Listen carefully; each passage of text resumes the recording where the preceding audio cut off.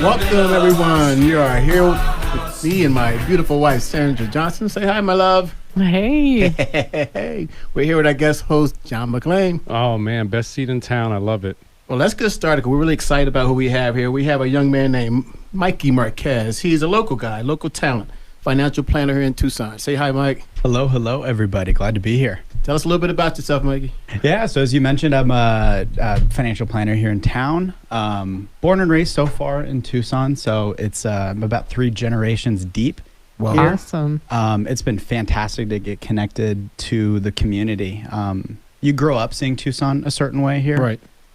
Being in business and seeing all of the cool things that Tucson is going to have to offer sometime soon or is starting to now, it's been enlightening on how much Tucson is going to grow in the next 10, 20 years.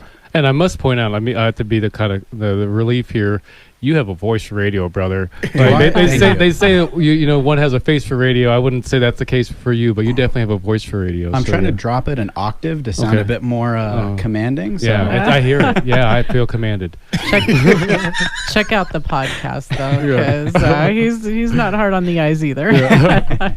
Well, thank you. Yeah. Oh, you were talking about me? No, we were talking about you. Okay. Everybody, they were talking about me in case you weren't. They were not talking about Mikey at all. Yeah. Mike, where'd you go to school at? Sabino High School. And then right after that, went straight to the U of A. Cool. Graduated at the end of 2019, so right before the pandemic. Oh, well, congratulations. Yeah. Hey, you got an actual graduation. I did. I got the last one up until I think this past May, and I made the cut, and shoot, it's been a ride since then. I will say that. Yeah. I can only imagine heading out into the workforce during COVID. That had to be a challenge for you. It was. I got a little bit of a run-up time because I took my company's offer for an internship the last semester of college. So I got some time to get my network set up, or at the very least get my face and name known just a bit. Right. But it was tough. It was, because then all of those networking avenues that I was utilizing shut down come March. And that's really where you had to improvise. You had to use some of the relationships you already built, and frankly, just buckle down and see what's going to happen. Let our audience know what it is that you really do. On the business side. You're a financial planner. So I would say it's a mix between a therapist and a personal trainer for finances. I love that. Was nice. That was really poetic deep, right there, man. I tried to give a pause there for some effects too. We scared you, huh? Elaborate, please, sir. Everybody's got a financial story. Everybody, whether it's within their family or whether it's within their own personal finances. Just like getting to know somebody and becoming friends or something like that, there's people walk in with their armor on in a lot of these conversations. Right. And that's where I think the therapy portion of it comes into play, because they either have not talked to a financial professional or they've had a bad experience with a financial professional. Those are, I would say, the 2 times where relationship building is most necessary for the process. And so I have to give them a good space and a good environment to be able to talk about some of these things, because they do get deep. We do talk about them passing away at some point, or their parents passing away, when it comes to inheritances and life insurance, and maybe they've been in debt before or are scrounging to get out of debt. Right. Maybe they have had a bankruptcy in a business. These are all situations that we need to be sensitive of. So there really does have to be that extra bit of relationship to come out of it. And then the personal trainer part comes when we're actually rolling up our sleeves and getting to work with getting them a plan and being able to hold them accountable to it and get them based on their goals. Because like I said, we got to know what they want at the end of the day, what would be fulfilling for them to accomplish, both I would even say personally and professionally, because that's how we taper the financial plan to them. Guys, I want to know you're listening to Mikey Marquez. He is a financial advisor, local guy here in Tucson, born and raised. And the thing that makes me weary about finance is that it's such a personal thing. When I come to you in finance, I have to give you all my personal information. You got to know about things that I did that I don't want anybody to know, but it helps me to get my finance. How do you get somebody to get that out to you?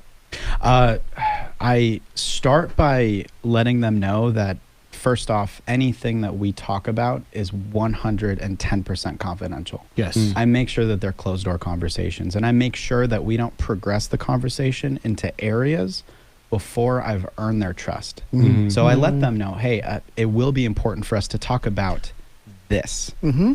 Are you comfortable with that? Or do we pursue other avenues before we're ready to address that sensitive topic? So I try to, and that's where the mixture of the relationship, but also doing my job, it's kind of like a dance, because I got to be a friend to them, but I also have to be that professional that's going to give advice at the end of the day that they should take.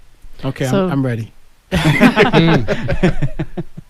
So typically when you start a conversation with a client, are you dealing with someone who's bringing you the investments maybe that they already have started, or are most people kind of starting from scratch and you're trying to build from the ground up?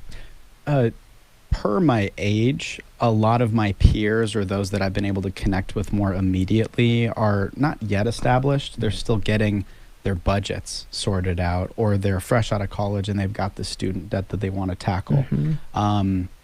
There are, frankly, a limited amount of things that I can do for them when it comes to continually working, because they have to, one, have their career play out, earn income, to then cycle into the debt and everything like that. Where I find the most impactful work is done is those that are established, Right. and have history and have investments somewhere else, or maybe they've got these old 401ks that are floating around and they've just never quite addressed them since they left their other employer. During those circumstances, I like to know what kind of pieces they have in play. I describe it to people sometimes too as a chess match, right? Because we've got these different pieces that all move different ways, right? The knight does this, the pawns move forward, Right. in one block increments. And so I got to know what pieces they have, so that we need to know what pieces we either add in or even consult around the right ways to use the pieces. But it's all, nobody just has one thing. Right. They have right. a lot. Yes. And we have to be able to navigate that.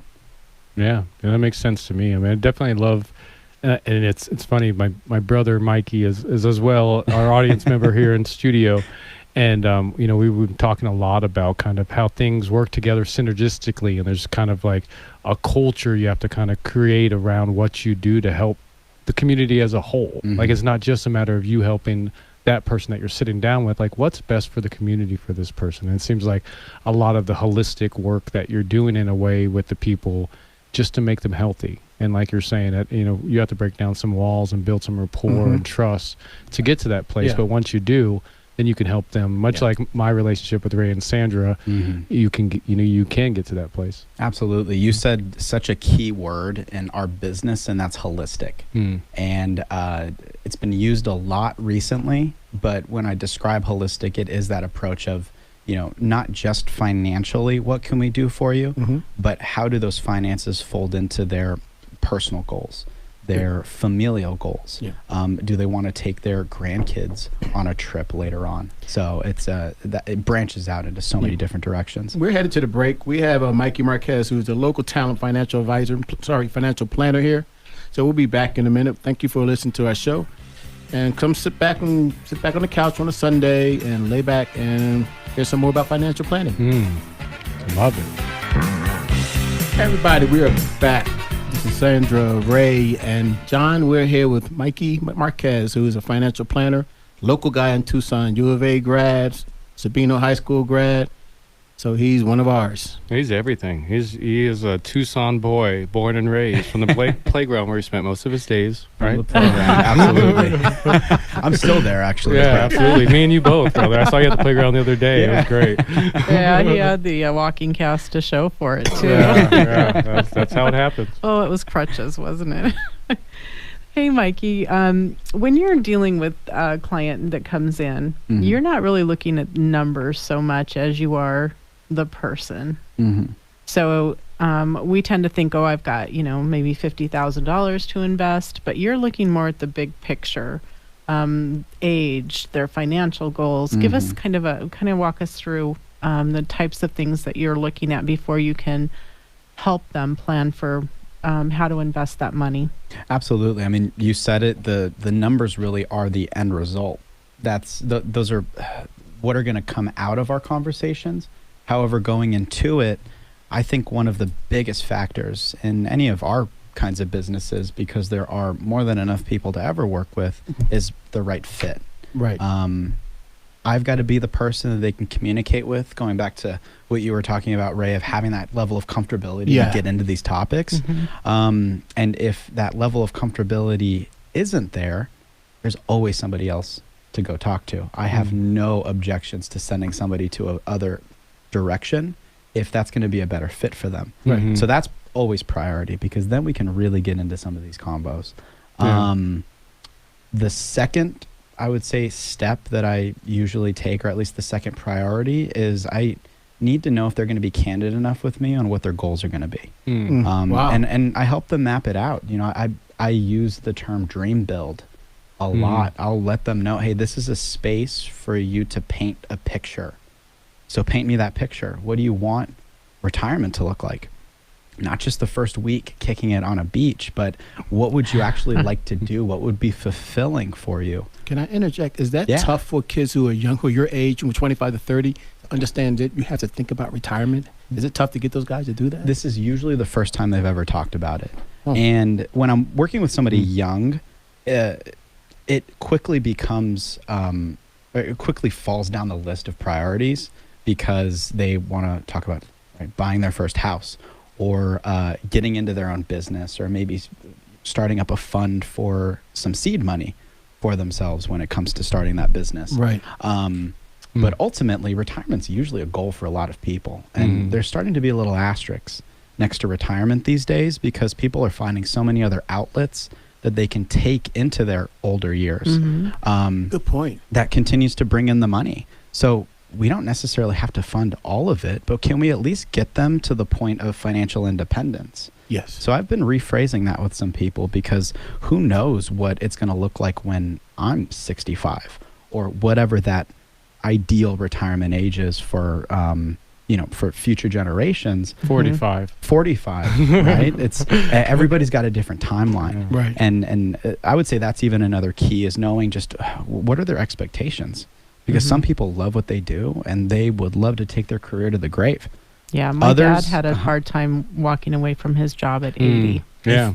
And it was hard. It was really hard. And that's commendable, because it means that it's been fulfilling all along the way. The greatest generation. Sure is. Yeah. Sure was. Right? It is. Yeah. You mentioned, when you're working with younger people, typically they don't really have the funds, but let's be honest, that's where you get your biggest bang for the buck, right? When you start early, but they don't need a lot of money to start. So what kind of advice would you give to someone who, maybe we're talking they're giving up a few lattes or movies, something like that, to start preparing for their future? Go online and find a time value of money calculator.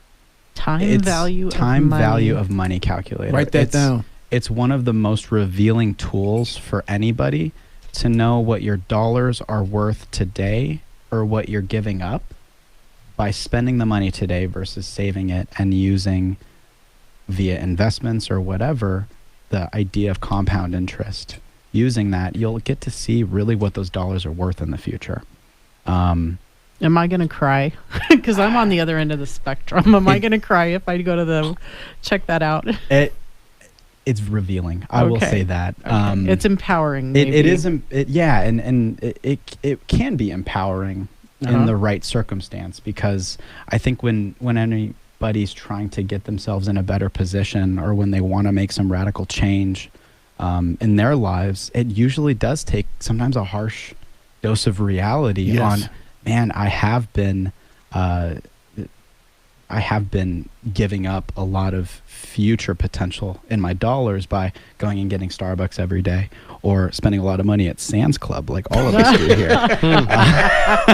Oh man, I spent $50 on lunch today. Don't talk about it. That hurts, man. But really what that calculator does is let's say you spend $1 today. What really is that dollar? Let's say it were invested in the stock market at a certain rate of return over 40 years. that number is revealing.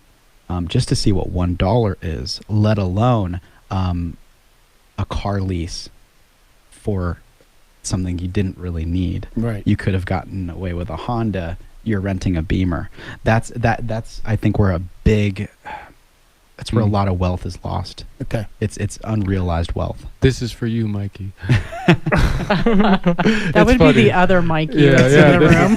It's funny. All this stuff you're saying, it's just kind of like putting glazing on the donut that I've been making, with the conversations I've been having with my brother the past couple of days. Because, we all go through the same thing at 25 through 30 years old. And you don't know until you know. It's just like, and that's why I think, certainly we suggest to our listeners, get a hold of this Mikey, not my Mikey, to kind of get in the know. And it seems like, don't want to take words out of your mouth, but it seems like a part of what you do is like you navigate people to the right solutions more than just being like, okay, I'm the financial expert, you need me to figure it out, but more like help them figure it out. It's a collaborative process, and it shouldn't be a shameful process. Yes. And that's where people get on the edge of their seats of like, oh man, do I even want to start this? Because do I really even want to find out, what I've been doing or what I haven't been doing? And I don't want it to be a shameful process. Right. And that's where we can absolutely turn the narrative moving forward into, what, this is where we've been. Are these expenses worth it to me? If they are, more power to you. Spend the money. However, just know that we got to be able to balance the future with the present. And that's where this conversation and this collaboration really is. I do not want to outlive my money. Absolutely. Yeah. So, Mikey, tell us how to get a hold of you again. Yeah, so you can best reach me via email. My work email is my first initial, M, and then my last name, Marquez, MARQUEZ,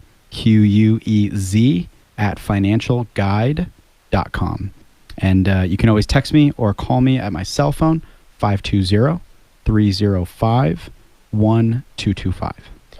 We can't say enough how impressed we are with you as a young man. Absolutely. Thank you. And I know that you Or an old man. You're impressive. You're involved with the Boys and Girls Club. We know that you're also serving on the Arizona Bowl Volunteer Committee, and I know that's just a piece of what you do.